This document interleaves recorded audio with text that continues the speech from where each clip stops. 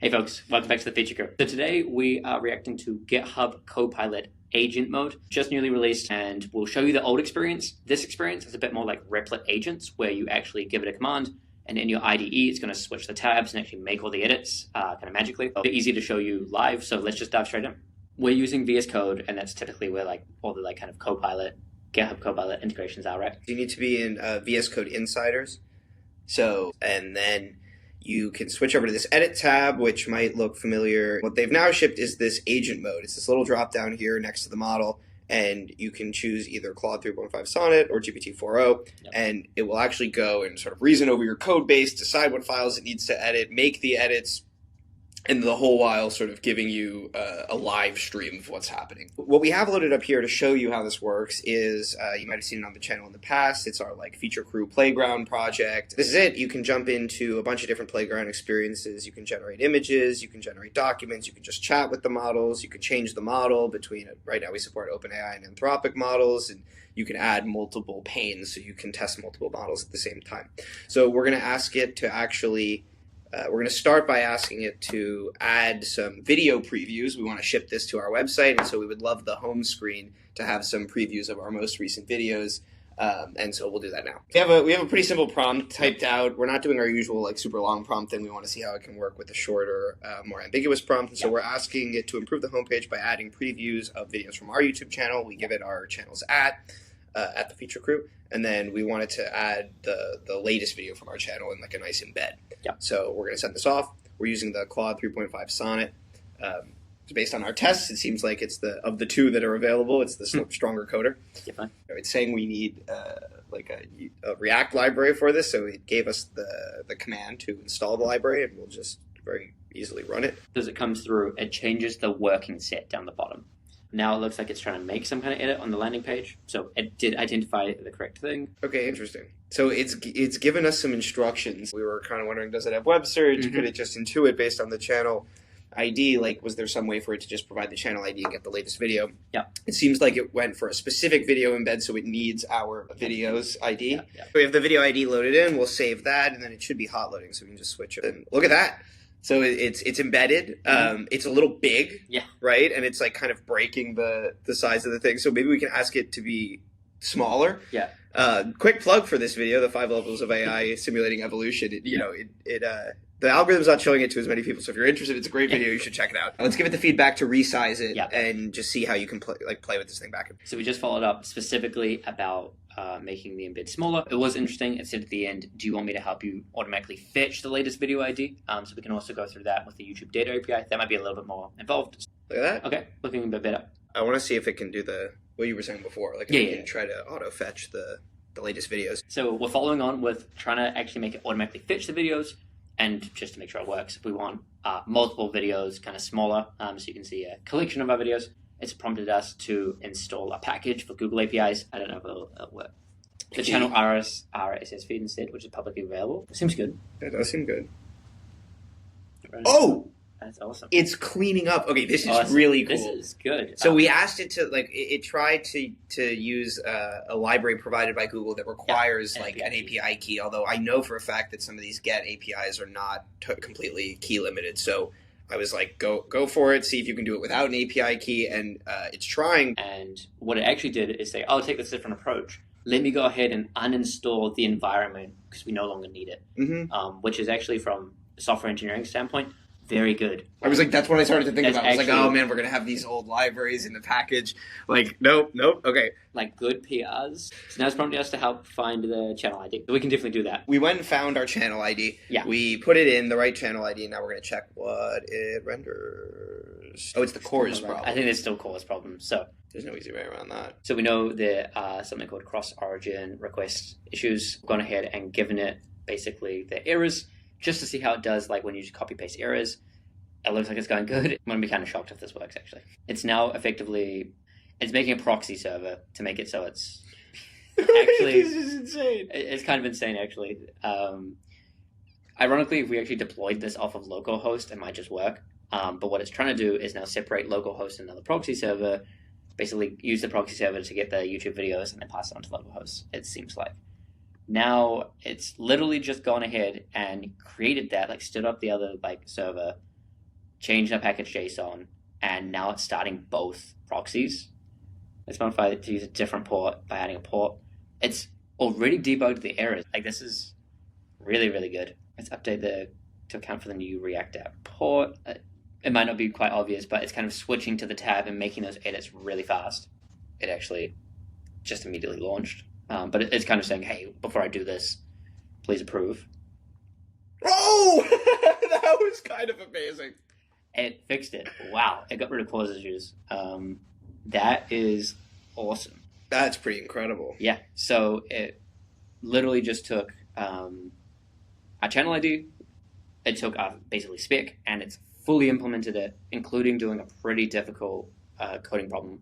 Like, it might not be as impressive as when we do like O3 Mini to see like a huge thing, but this is the kind of thing that you deal with when you're building like actual software, right? Like when you're doing these things, like there is lots of security issues, lots of those bugs. Like, we kind of scope it down in this channel to be single HTML file, but this is like actual like production stuff you might run into. So amazing. Very impressive for the first test. Yeah. We're going to move on to another test. Something a bit harder. Something a bit harder. So spaces, as Jacob showed, allow you to like do different things. And one thing we wanted to be able to do in the future is AI plays games and we could spectate it. So as a kind of scope down thing, we want to give it another very high level prompt, and we want it to make like a poker space. So it would, I mean, up to its kind of interpretation, allow different like models to play poker against each other, and it kind of orchestrate that.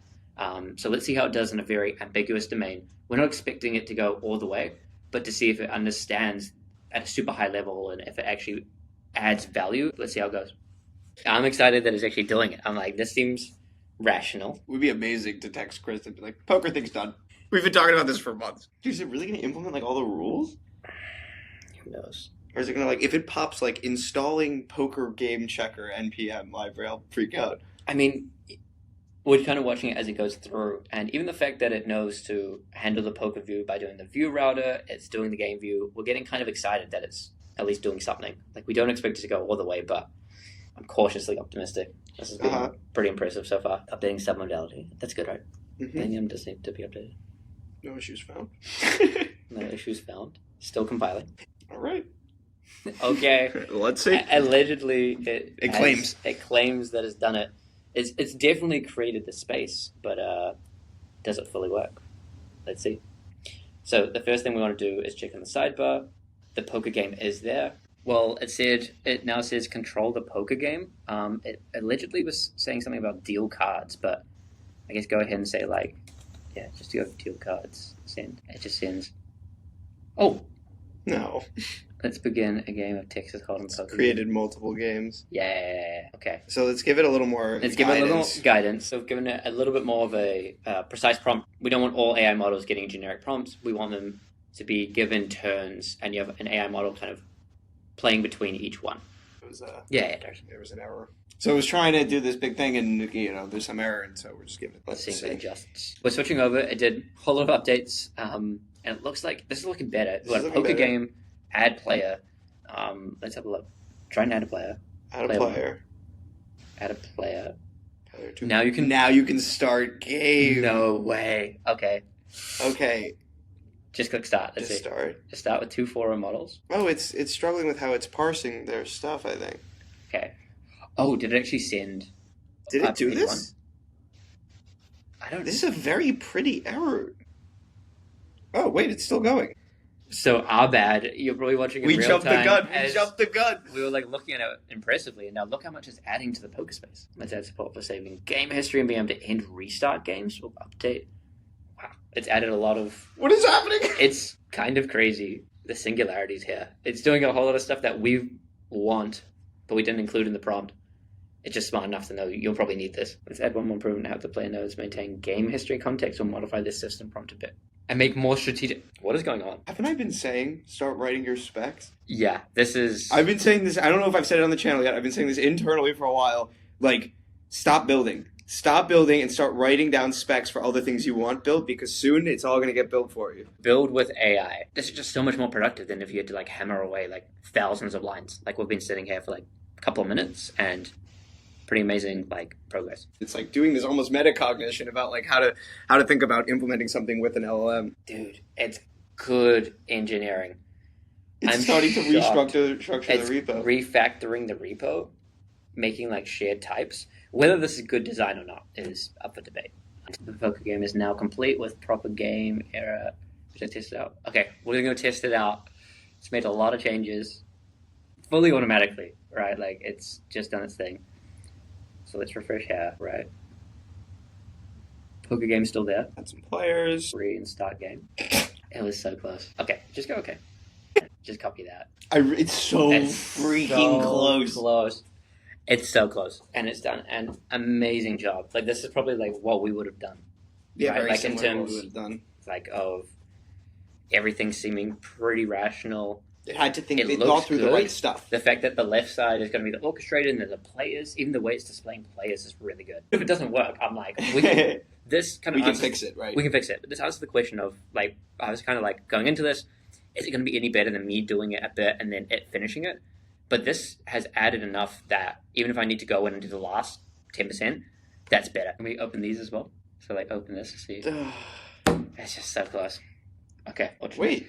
Looking at this, like it looks like it's getting really close. So I think we're gonna have to debug this properly.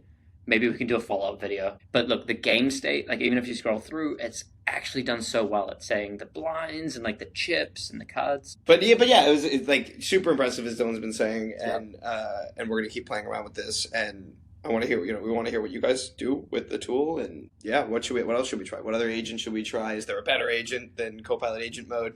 Let us know in the comments. As always, if you like this video, give it a like, subscribe to follow along with the channel as we continue to grow. We recently hit 1,000 subscribers, so thank you all for following along. And with that, we'll see you next time. See ya. Bye bye.